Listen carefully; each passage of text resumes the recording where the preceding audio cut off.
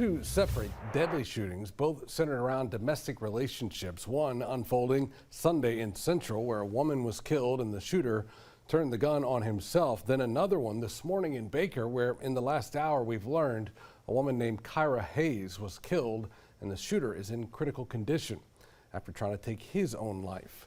Ethan Tuttle spoke with an expert about domestic violence and how it is on the rise and what is being done about it.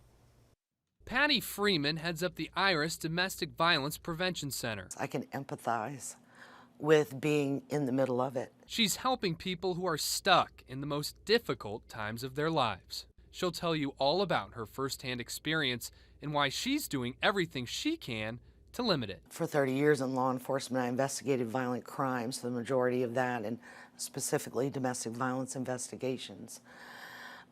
My beginnings started as a 2-year-old seeing their mother brutalized. In Baker, police are still combing through witness testimony and evidence. Little details are available on a shooting that left one dead and another in critical condition. However, Chief Carl Dunn says it was a domestic relationship. In Central, authorities say 54-year-old Alana Singleton was shot and killed by Paul Vernado before he turned the gun on himself.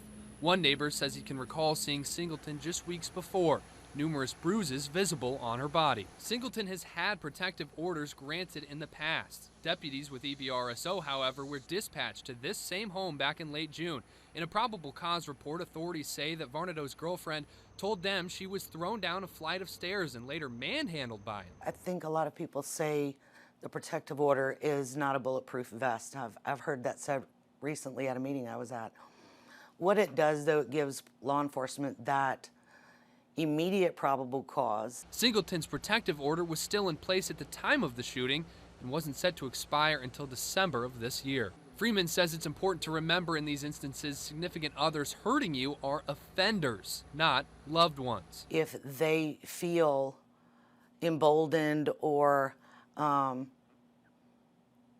like they have the right to put their hands on someone, it doesn't stop with one victim. The consequences need to be more.